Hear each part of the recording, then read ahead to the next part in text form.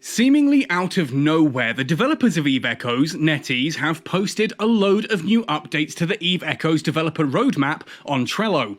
Now, for those of you who don't know what this is, essentially it's the developers' way of letting us know what they're actually working on in future. It's always nice to see things like the dev Q&As and conversations with the devs on Discord, etc., but having it laid out in such an obvious style makes it a lot easier to figure out what's coming and when.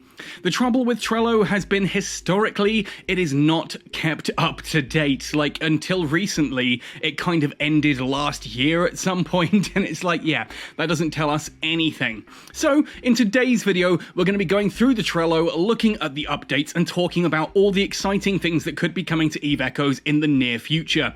Before we go any further, though, I do have to make you abundantly aware this is just a roadmap. It is an idea. It is just a suggestion. If something doesn't arrive on the month they say it's going to arrive, that doesn't mean it's not being worked on, but things happen during the development process of any video game that means some things end up being delayed. Therefore, take the timings of this at least with a pinch of salt, or in NetEase's case, a veritable mine of salt. But hey, it's there, it gives an insight into what they're looking at.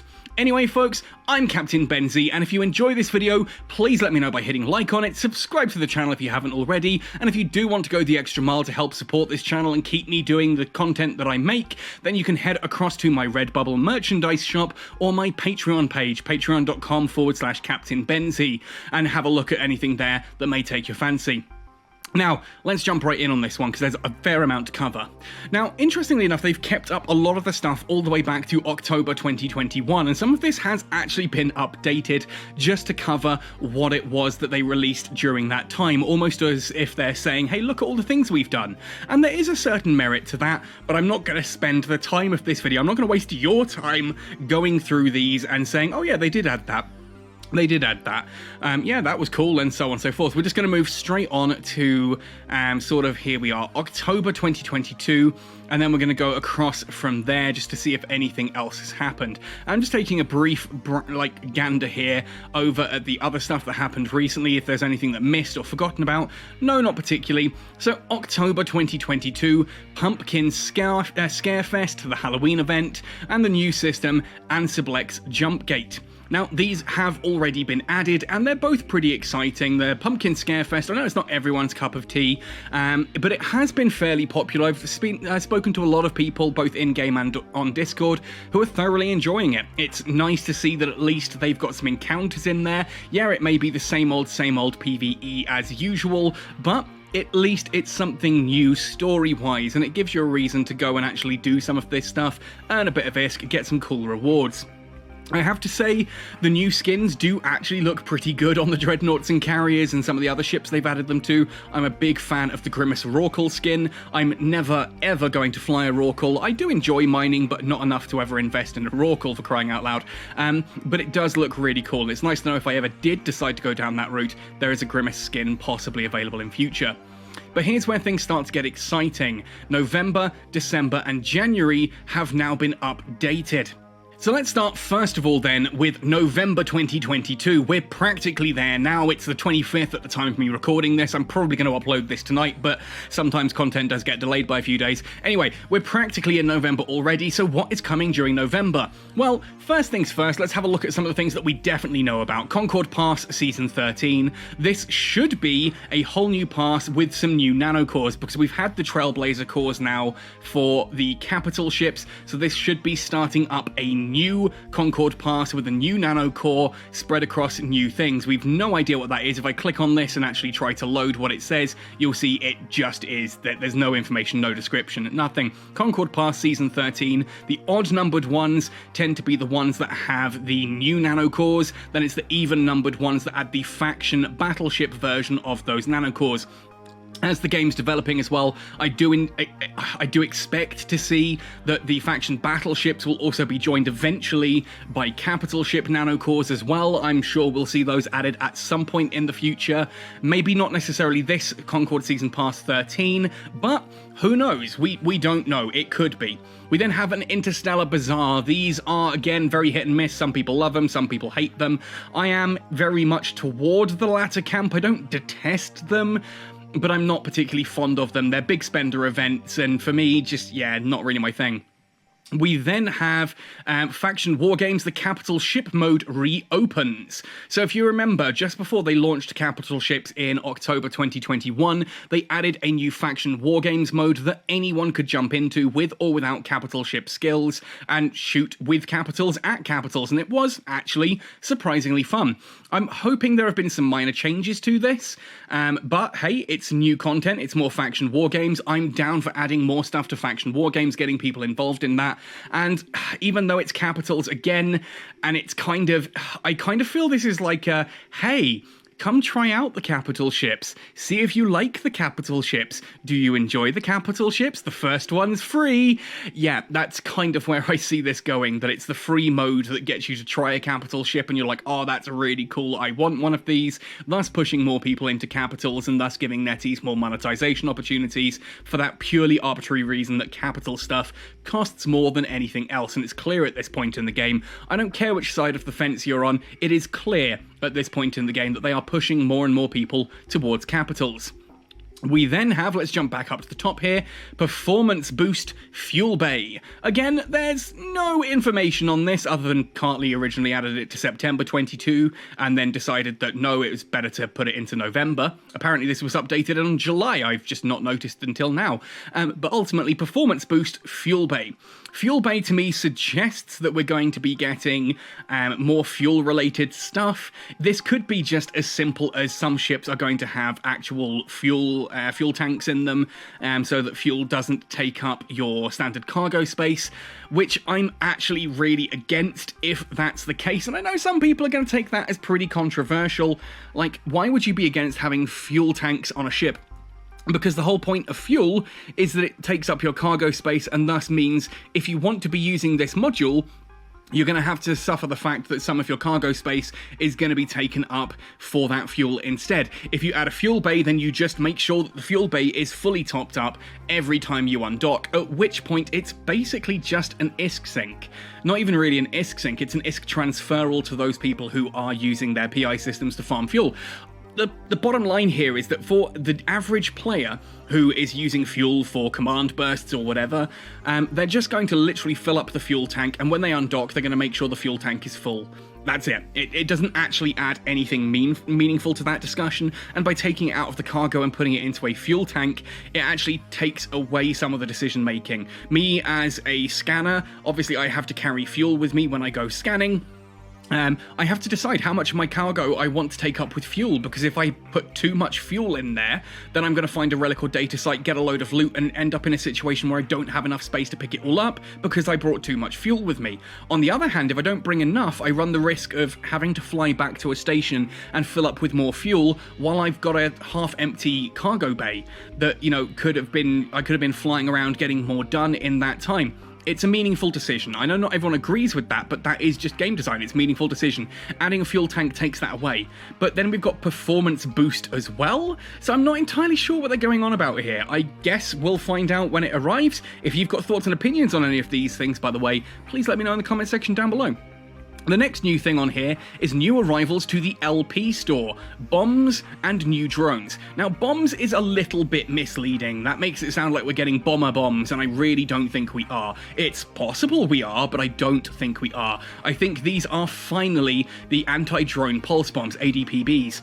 Ultimately, these were something that was tested back in April. They then took them away because they didn't want to add them just yet. They wanted to do that testing, add a bit more internal testing, change up the drone AI a little bit, and then they would add them in future. Looks like those are going to be part of the loyalty point store. Again, further reason to jump into faction war games in order to farm those, and new drones. This also worries me, and I'm getting a lot of flack recently for people saying, oh, you're always being negative. No, I'm not. I'm not trying to be negative. I'm trying to be realistic. I love this game. I want it to prosper, but I've got too much sort of evidence behind me now to just ignore.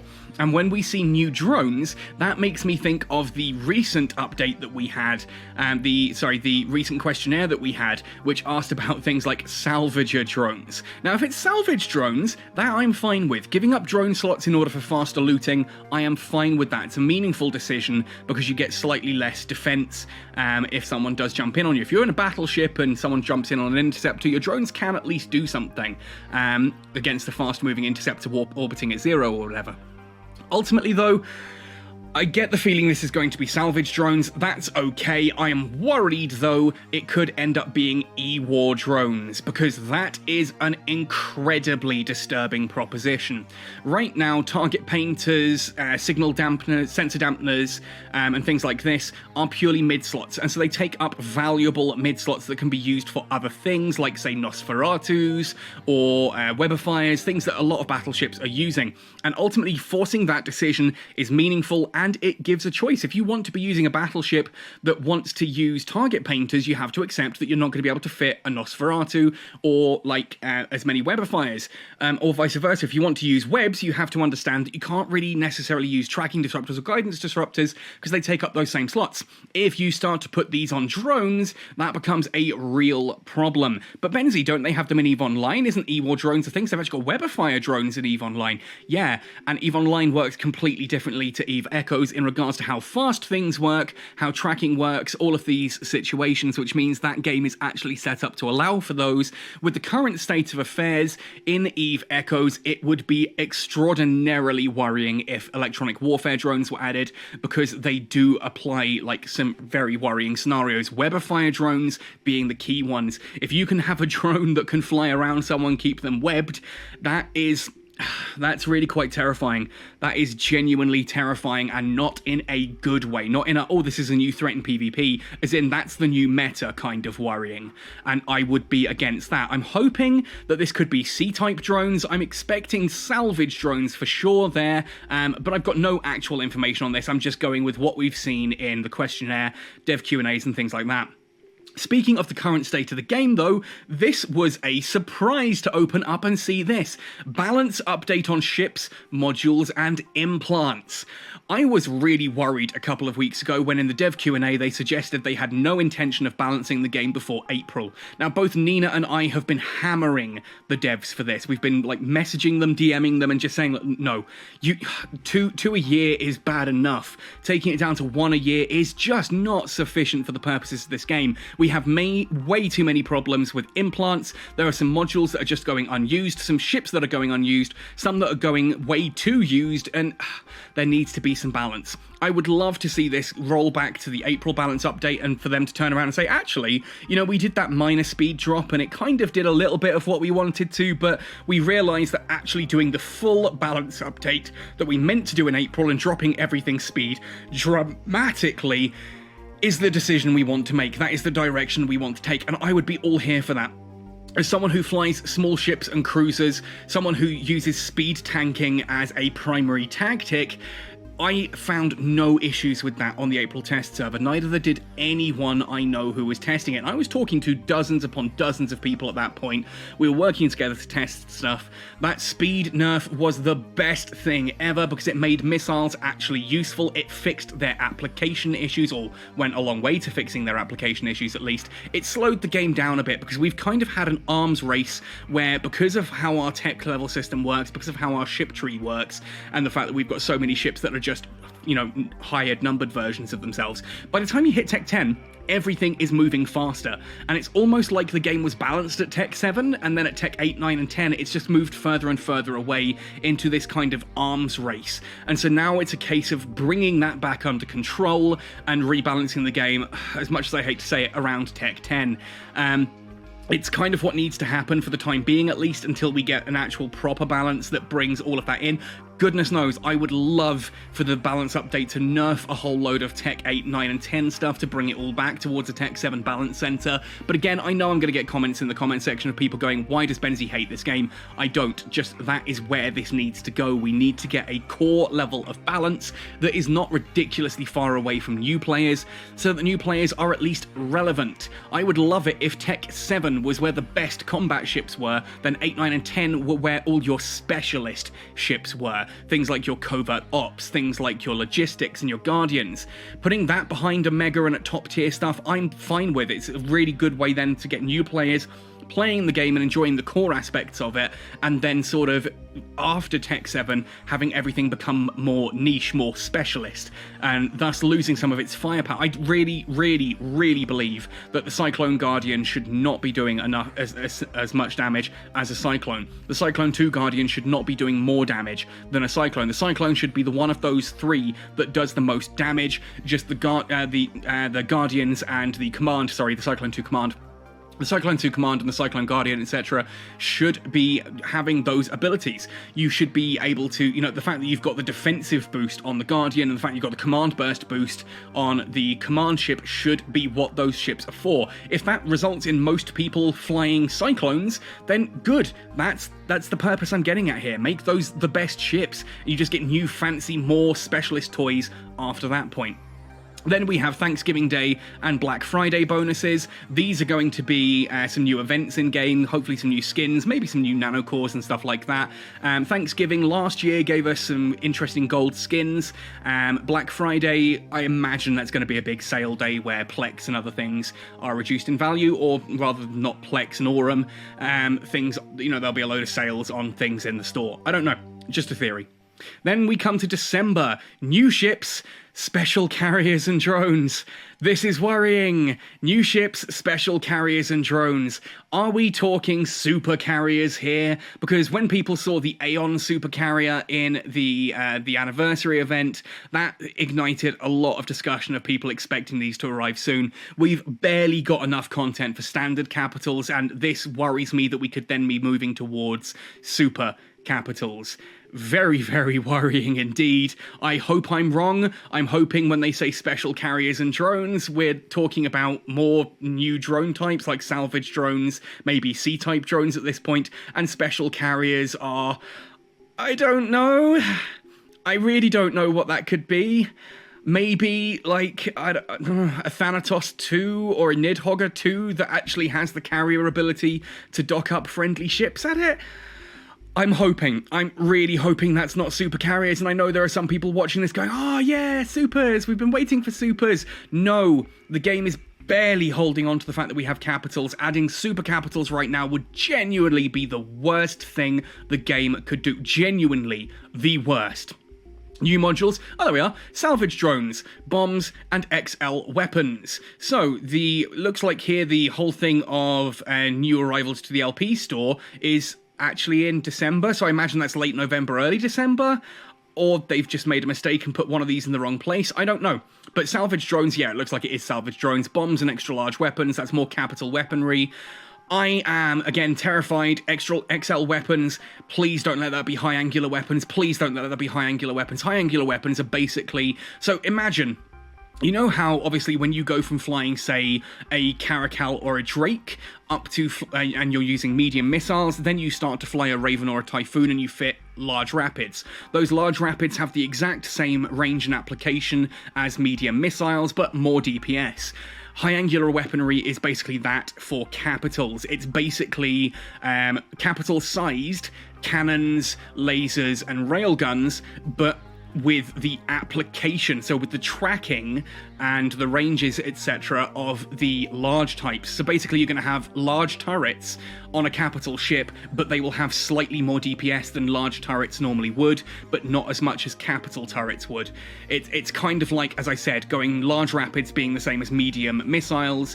Imagine that high angular cannons, for example, are the same as large cannons, but with slightly more DPS, because at that point there is no reason not to be flying a Dreadnought even for PvE anymore, because ultimately it's a battleship but better, due to how NetEase have set up how our ships work. Christmas and New Year event, these are usually quite fun, a lot of fun stuff there. A look back on 2022, that means there'll be a roundtable video for me to comment on. Visual effects updates, that I'm excited for, I like stuff like this. Concord Pass Season 14 starts, that'll be later in December because it's a 6-week run. That will be when the faction battleship cores arrive for that particular Concord Pass, and then Inscription of the Galaxy, that event will be coming back there for the end of December. Then into January, just in time for my birthday, we get brand new crossover event. Interesting part, M4A1 was talking to myself a couple of months ago, about the possibility of crossover events. Like, if you've played things like PUBG and stuff like that, you'll know that occasionally they cross over with some like Korean band like BTS or Blackpink, or maybe another franchise completely, and you can get characters or skins based on that franchise in the game. This is the kind of thing where we could get like an anime crossover, and whilst I'm not excited for that at all, I know some people are, my feedback to M4A1 is that EVE has very powerful lore on its own, and the community is very, very protective of that lore. Therefore, if you're going to do a crossover, it needs to be done cautiously and with something that makes sense. The examples I gave were something like Warhammer 40,000, because Warhammer 40,000 and EVE are both sort of dark sci-fi universes, and you could do a crossover with skins, nanocores and stuff like that based on Imperial or Chaos Marine ships that would sort of make sense because of how the warp travel works in Warhammer 40k. It's not entirely unreasonable that perhaps a portal briefly opened between the warp and New Eden. It's possible. I'm not saying I particularly like this idea. I'll talk more about that in a moment. I did mention that obviously EVE Online, the only real crossover they've done in their 20-year running was with Doctor Who, which when I first saw that announced, I thought I was going to absolutely hate. I'm actually a fan of Doctor Who, not a die-hard fan or anything. I've enjoyed a few episodes here and there of it. I enjoy the series. It's very campy, it's very fun, it's very, very British. But ultimately, that really worked in EVE Online. That Doctor Who crossover was actually a lot of fun. So I'm open to crossovers as long as they're done carefully and they're not just cash grabs, which is naturally why I'm concerned on this one. I'm very concerned that we're going to get something like Chainsaw Man, or I don't know, just... I don't watch modern anime, for crying out loud. Chainsaw Man's the only one I've heard of recently. One Punch Man, that's fairly modern, right? My anime tastes are things like Neon Genesis Evangelion, which, again, crossover there could theoretically work. That could be interesting. Ghost in the Shell, very close crossover with the EVE universe. That whole cyberpunk thing of you are a consciousness inside a body. How do you know you're real? What is your ghost? That downloading your data to another body and moving on kind of thing. That would be pretty cool. Ghost in the Shell works as an anime for this. Full Metal Alchemist I'm a fan of as well, but I don't see that working, as the same with Ouran High School Host Club. There's no way that's going to cross over well with EVE Echoes. Go watch it if you haven't already. It is the best anime you have never watched. Anyway, fresh map for the Dormant Realm, so we're getting a 5th Dormant Realm. If that is not designed for small ships, we riot. My birthday is January 22nd. If by January 22nd they've not added another Dormant Realm, this time for small ships, I am genuinely going to riot. Like, that will be the worst birthday ever, to wake up and to have a new Dormant Realm, and it's still nothing for small ships. I don't even want to think about it. Brand new implants coming in January 2023. I imagine this is either going to be a new one for every weapon type, which I'm not sure how likely that's going to be, but it's possible. I imagine we will get a mining implant in there as well. I know a lot of people have been asking for that, but that would need to come with some rather significant nerfs to standard mining. Yeah, let's not go down this one anymore, because goodness gracious me, that's just, I could go on about that for days. But brand new implants, I've no idea what they're going to be. I imagine a mining one is probably on the cards there. Maybe some more logistics ones, or E-War based ones. E-War based ones could be quite interesting. I don't know. I don't know how those would work. I think adding new ones to the current stack, it's going to be interesting, because these are expensive. Implants are expensive to get and very expensive to upgrade. And if you've got, say, a barrage implant already, are you really going to go for a 3rd cannon one? Like, why would you do that? You'd just rather spend on leveling up the main one, right? I don't know. New nanocore coming, no further information than that, just, a new nanocore. Because they're announcing this separately, I imagine that's going to be like Sleeper or Porcelain, one of the ones that has an activatable mode. Just a feeling, no information on it at all. Devs really don't tell us anything anymore, other than this kind of stuff. New nanocore, the fact that it's specified suggests to me that it's a new one with an activatable mode rather than one that's tied in with the Concord passes and things. And finally here, quite excitingly, tradable purple nanocores. Finally, they are going to give us the ability to trade our purple nanocores from each other, and that is huge. That is genuinely a big thing. I've got a load of purple nanocores I've been sitting on for ships that I am never going to fly. And I would love to be able to pass those on to people, whether it's gifts or selling them on the market or whatever. I just think that should have been a thing right from the start.